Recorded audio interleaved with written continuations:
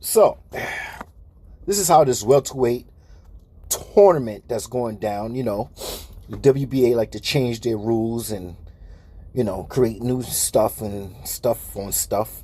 So we got yordenis Ugas, right? We got Jamal James. Now we got Ugas fighting Standonius. If I did say your name right properly, brother, just it is what it is, man. Right? Then at number 2, there's Ortiz, which is not in a tournament. I'm not sure. I mean, I'm not hearing anything about him being in the tournament. At number 3, we got Ramos, right? That Ugas beat already. And this man here, Jamal James, in the tournament should be fighting Butev. That's 13-0. Then if we go down the line, at number 5, we got Bruce Ennis. And last, at number 6, Garcia. So I'm not hearing too much. Maybe I'm not correctly, but I'm not hearing nothing about Ortiz, and I'm not hearing nothing about Ennis. Boots Ennis. So Ortiz number 2, Ennis at number 5. Standonius, Ugas will fight. Supposedly, Jamal James will fight Butev. All right? So that's how I'm seeing it so far. If I'm wrong, please correct me in the comments. All right? So let's move on. All right, so how do I feel about this tournament just popping up? Well, hey, do I agree on Ugas and how he feels? I have a 50-50 feeling for this. I disagree on Ugas in a way, but I also do agree on Ugas in a way. And the reason why I do agree on Ugas is because, they promised him. They gave him a promise. Now, if that was just an oral promise and not a written promise, well, fools, you don't go by promises, right? You get fooled all the time if it's an oral promise. But if it was written or anything like that, and, it got to be detailed, bro, because there's always details. The devil always put things in detail in writing. So even though they say they'll promise you, that doesn't stop them to doing their tournament, right? All right, and Spencer's on the shelf. Crawford and Porter's getting it on next, right? So, in a way, I do agree on you that your next fight should be Spence.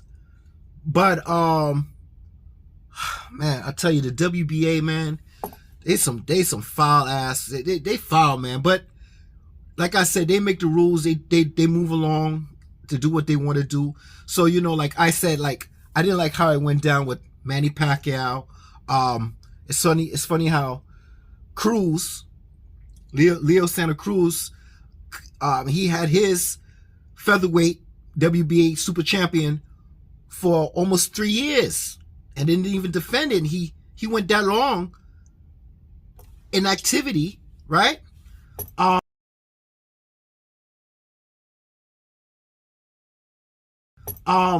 Same thing with Thurman. I say the same thing with Thurman. This dude almost had his WBA for, he got stripped, but the WBA didn't strip him, right? But he almost had his WBA for almost 2 years. But when it came to Manny Pacquiao, he was inactive, blah, blah, blah. They gave it to Ugas. And then after the fact that they gave it to Ugas, they apologized to Manny Pacquiao for such an act that they done. So, the WBA, they moves in mysterious ways, and sometimes you have to know their motive, and you gotta have to, I have suspicions of their motive, but at the same time, they make the rules, and sometimes you're gonna have to fit in to get in, or try to come up with your own thing sometimes. But, with Ugas right now, I feel that he's right, but in the same way, I feel like you need to stay active, right? And I can't pronounce the dude's name that you won't have to fight in this tournament, Stanadius. I'm sorry if I can't pronounce it, but I don't see him as a threat that you have to worry about. He's a come forward boxer. Hey, I'm pretty sure you can handle him and you can stay active. Look at the positive side to it, right? Yeah, I know I understand, Ugas, that, you know, it's kind of fishy. You know, everything is kind of fishy with the WBA, because if they standing on their square about they want this tournament and they want to get rid of these belts, which I agree, they need to get all these belts and let it be one champion or whatever, or do their little tournament. But what about the other divisions? Middleweight, super middleweight, this one, that one, featherweight, that one. I mean, if you announcing that you're doing tournaments, why don't you just do it for everybody? And everybody that's a WBA super champion, that's holding the belt, and other people under you, diamond, this belt, that, whatever belts you're, to figure out why is it just the welterweight division.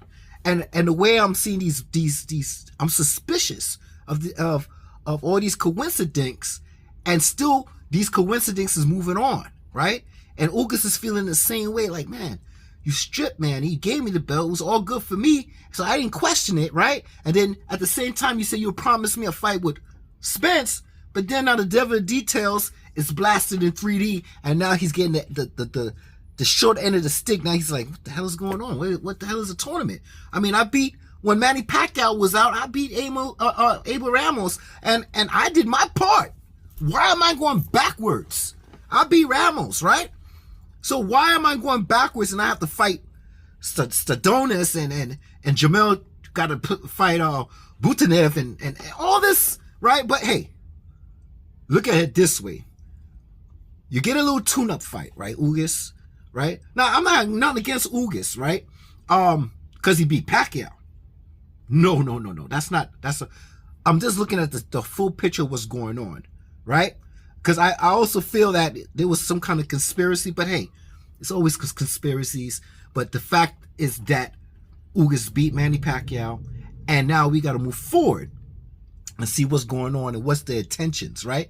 But I'm saying to myself, Ugas, you have look at it as you could beat Sandonius, right? That's a tune-up, and be happy that it's not Ortiz or Boots Ennis. And I'm trying to figure why Boots Ennis and Ortiz is not in the mix, and there's only 4 PBC fighters that's in the tournament, right?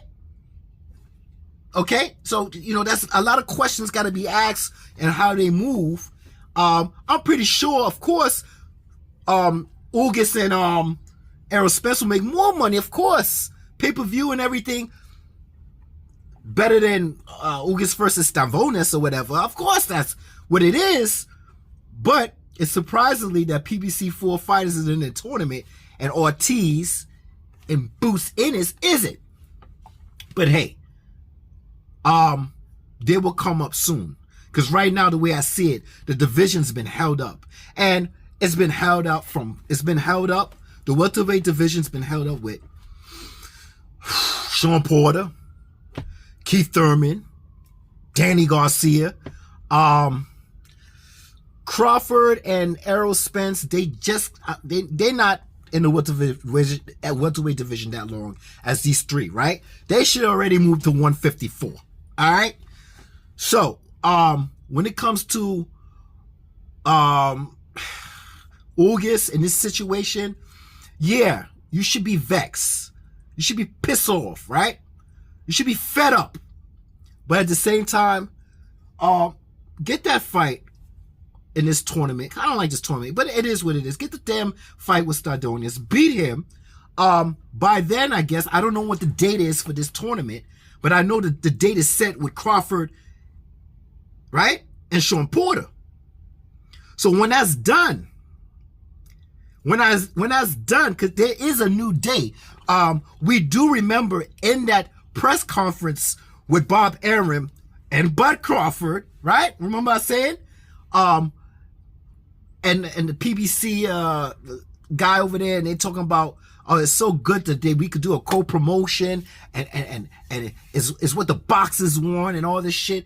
And Crawford was like, wait, hold on, say that again? Oh, and then he said, well, I know where you're going with this. Oh, just as long as you know, it wasn't me, the boxer, it's the network. Well, I got a video for that, like, you know what I'm saying? Because at the end of the day, that's another scenario. But about holding your O and all this, I still didn't get to those videos. But what I'm saying is this, is that After that fight with Ugas, with Sean Porter and Bud Crawford, since Bob Evans said, yeah, well, it's a new day. Okay, it's a new day. This shouldn't be a problem. If you could do a co-promotion for Bud Crawford and Sean Porter, it should not be a problem for you to let Ugas fight Crawford. That's all I can say. Let's see, because I know, I'm not saying Bob Evans is word to his born and all this shit. He speaks on this side and he talks another way on this side. But in that press conference, that was very important what Bud Crawford did. And I salute him for that. Yeah, I do. I salute him really big time for that, man. Because I'm done with this trying to figure out is the networks, is the boxers. But at the same time, I still believe it's the boxers and the networks. Both of them. All right? When it comes to not wanting to fight a fight, one could blame the other and the other could blame this one. So, all right? So, when it comes to holding that that was my video. I was going to talk about the networks and that, but I'm going to say it right here. Right? And I might still make another video about it. But I'm glad that's out now. So now if Ugas fight Sandonius, right, and Jamal James was Butnev, and that fight might be over in November with Bud Crawford, and I'm pretty sure, because the way I remember, no matter what tournament or whatever, I also know that Ugas has a voluntary. Yes, he does, right? So the way I see it, I don't know, maybe I'm seeing it wrong in the comments. Just speak your piece. But the way I see it, whoever wins that fight with Porter and Crawford, hey, we should be able to make that fight because it's a new day. Yeah, it's a new day, right, Bob Arum? Right? So we should see that fight instead of seeing who the winner of Jamal James and Butnev is, and Ugas have to go through that tournament. I'm just saying, listen, the way these sanctioning bodies like to flip stories, well, boxers they have to be strategic and learn how to waste time when they want to change stories. If you get what I'm saying, if you get what I say in the long run, right? So that's what I see about what's going on with this. Now, when it comes to Errol Spence, is he damaged goods? Yes, no, or what I'm hearing about Errol Spence is that he's not sparring, so he's not cleared.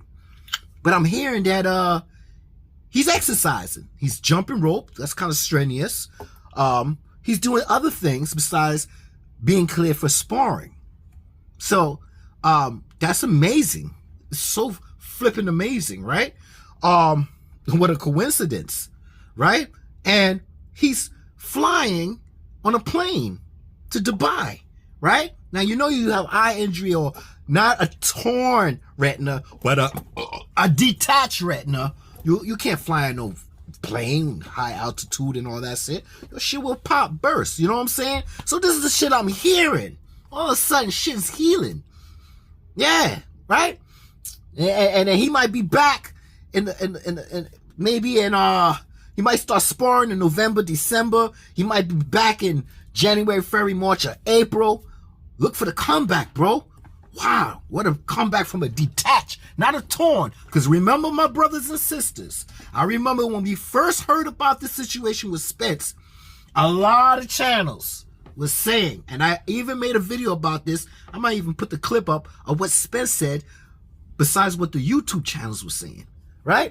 And what the YouTube channels were saying was, wow, Errol Spence, he didn't know he had a torn retina until he went to the pre-examination of the fight before Manny Pacquiao, right? The pre-examination before he's about to step in the ring with Manny Pacquiao, and all of a sudden, the pre-examination in Vegas, Nevada, whatever, said, no, you can't, right? But the way I heard it from Errol Spence, out of his words, he said he got it in sparring. So he went to the doctor in Dallas. The doctor said, something's not right. So then he got a second opinion, right? The pre-examination in Vegas, Nevada, right? The medical examiner over there said, no, it's not a torn, it's a detached. Now, all these videos and all these channels are saying he got three opinions on his eye, but I only hear Spence declare two on his on that written thing. And I will put it up just in case people forgot, because people usually forget their lies, or they want you to forget their lies, right? These channels, because they did said that he did not know. He did not know that he had a torrent until he went to the examination. And I remember that's a dead. So that's why I say there's a lot of coincidence with the WBA. They're 4 PBC fighters in the tournament. And like I said, you know, I would love to see Ortiz in this tournament. I love to see Boots in this. I thought, you know, maybe they'll slip into this, and, you know, because, you know, no one wants to fight Boots. And the way I see it, y'all wasting time with Boots and Ortiz, man. You know, these dudes are big dudes too, man. I mean, how long can they stay at 147, right? But when you got Porter, Garcia, and Keith Thurman, they should have been out that division, right?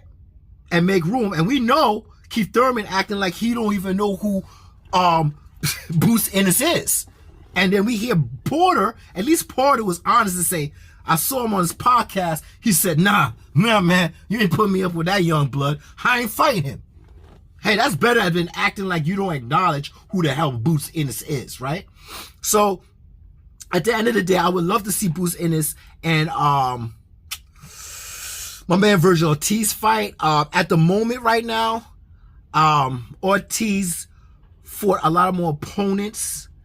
And no one wants to fight Boots, right? So he has a hard problem. So I'm not going to hold that against that.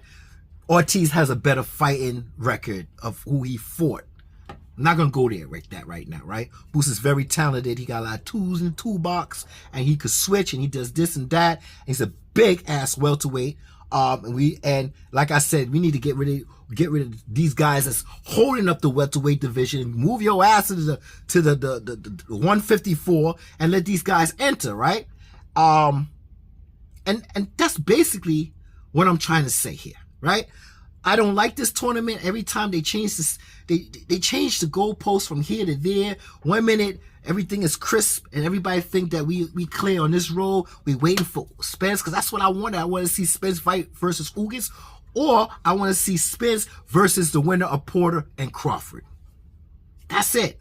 Okay? And as the fans, we deserve that. We don't have to worry about mandatories, because what over trumps mandatories? Unifications. Yes, unifications do these things, right? But now they're putting this tournament in, and like I said, Ugas, do what you got to do. I think you might have a voluntary. If you beat Chavez, just warm up yourself, get ready. We don't know if Errol Spence is damaged goods. And guess what? If he is damaged goods, stand behind your man, whether he's good or bad. That's your man. I don't care. Don't use no excuses, because you know what? Let me explain something to you right here. My man Spence working. What kind of work that he does? Getting punched in the face, right? He's a boxer. Let me explain something. When he flipped that Lamborghini over so many times, and we was praying on his health, and everything was good in Curry, everything was so dandy, and everything is so sweet, and he recovered, and he's back in there, and he fought Garcia. I love it. I love it that he recovered. But that was outside the ring. You get it? That's outside the ring. So now, inside the ring, he injured himself inside the ring in sparring. So now I have a different kind of energy when you got bust down in sparring, and you, maybe a thumb, whatever, things happen. But it happened on your time, on work time. It didn't happen on play time when you was out there driving. Never mind if this and that, within the details of that. You recovered, and that's all that matters. But now, work time, you got your problem with the eye. So it's a different kind of energy I'm coming out with. Okay? So if you damage goods because on work time you was practicing, you was sparring, you got an injury, but that's different from the Lamborghini flip or whatever car it was. It's a different time, man. So if you come in this ring, I expect Spence fans, don't use this as an excuse. Please don't use this as an excuse. Because if he wins, you'll be saying, man, he's the bionic man. You know, all the things that happened to him. So if you're going to have that same energy if he wins his next fight, have the same energy when he loses. Just like I said, just like I always say about Manny Pacquiao. Manny Pacquiao left a trail that a lot of these boxers got to do. Manny Pacquiao was out for 2 years. He was expecting to fight Spence. He didn't fight Spence. Then he got a 2-week notice that he's changing opponents, and he did both these two things. Now I'm expecting these fighters, I don't care if you've been out a year or 2, I ain't trying to hear that, man. Do what Manny Pacquiao is doing, okay? What up, King? So that's all I'm saying. Do what Manny Pacquiao's doing. Whether if he lost or he won, he did it. 2-week notice from Spence to Ugas. And that's all I'm trying to say here, man. So, like, share, subscribe. It is what it is. I'm expecting to see Spence back. It's a miracle. You know, I expect it from a detached, not a torn, a detached retina. Gives, you know, the doctor says it gives you the same time, but is an injury that boxers in history known to take off longer time. So a lot of people saying he's expecting a year. I'm pretty sure the WBC and the IBF, they figure in some kind of interim or title, whatever's going on, they expecting something, and we're going to know between the lines how these sanction bodies are moving, on account that if we don't hear what's going on with the boxer, we might see these moves with the sanction bodies. And I'm not going to depend on them, because we know the sanction bodies do whatever the hell they want to, and the boxers got to follow, basically. All right, so have a good one. I'm not here to change your mind. I'm here for you to read between the lines. I hope I gave you a little bit of information and how I feel. Let's move on. Yeah, let's go.